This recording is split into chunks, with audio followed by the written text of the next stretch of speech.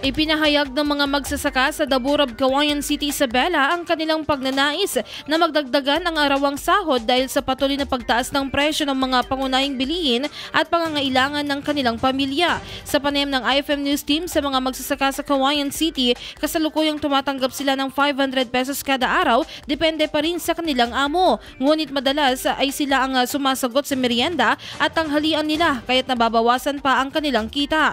Dahil dito, nananawagan sila madagdagan pa ng kahit 50 pesos ang kanilang arawang sahod upang matugunan sa gastusin sa pamilya at pag-aaral ng mga anak. Ayon sa bagong kautusan, ang mga manggagawa sa non-agriculture sector ay makakatanggap ng 20 pesos sa dagdag sahod kada araw mula 480 pesos patungong 500 pesos, habang ang nasa agriculture sector ay may 40 pesos sa dagdag mula sa 460 pesos tungong 500 pesos. Sakop ng wage order ang lahat ng lungsod at lalawigan sa Region 2, kabilang ang Tugigaraw, Ilagan, Cauayan, Santiago, Cagayan, Isabela, Quirino, Nueva Vizcaya at Batanes. Sa kabila ng mababang kita at hirap ng trabaho, patuloy pa rin silang nagsisikap upang maitawid ang pang-araw-araw na pangangailangan ng kanilang pamilya.